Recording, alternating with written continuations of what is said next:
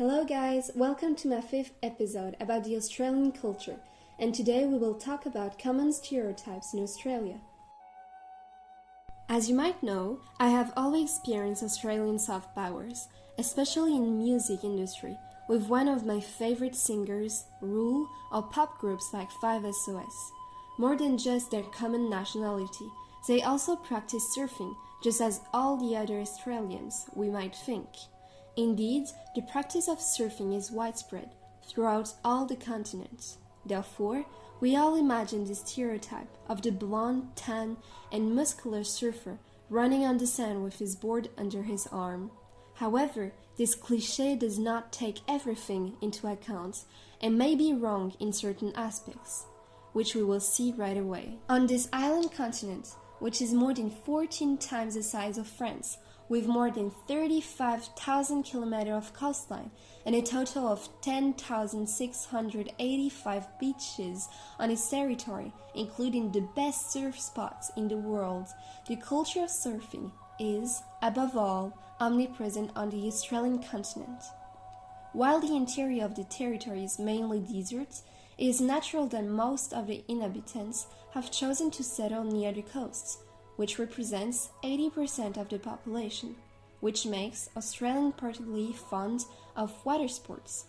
As a result, it is difficult to talk about Australia without mentioning surfing, which is, with the Australian rules, that is the Australian football, the national sport, which ends up becoming a real lifestyle from the youngest age. Accordingly, along with Hawaii and California, Australia is one of the great surfing nations. About 2.5 million Australians practice surfing as a leisure activity, which represents an amount of more than 1 in 10 Australians.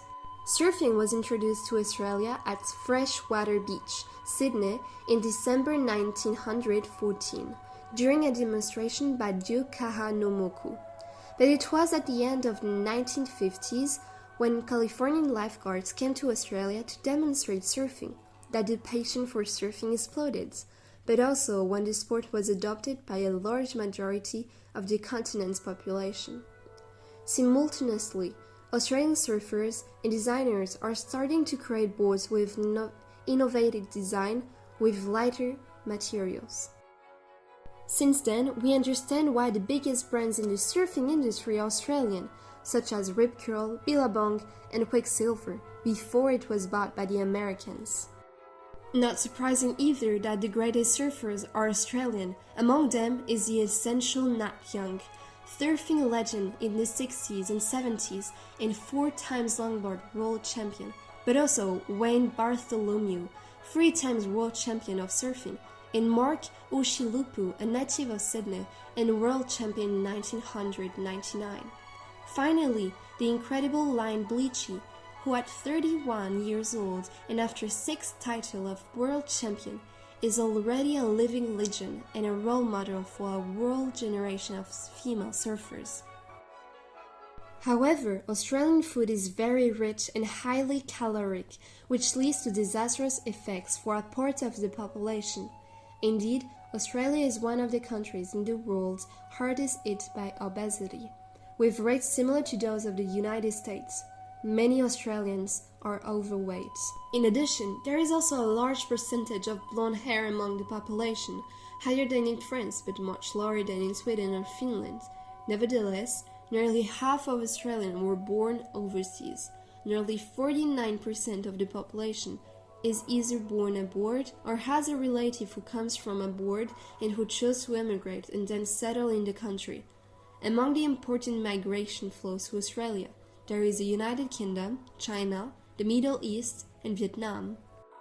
These rates are much higher than those of all the other countries, far ahead of Canada and the United States, which stagnate at 20 and 13% respectively. As a result, one can find throughout the territory more than 200 ethnic groups, each with its language and dialect. Therefore, Australia is more particularly a melting pot of cultures and colors, which makes this continent very rich culturally. Finally, the stereotype saying that Australians are all blonde and surfers is only partially true, Indeed, this cliché neglects a multicultural aspect of the Australian population, as well as the challenges it currently faces, such as the growing rate of obesity. Thank you for listening. Have a great day.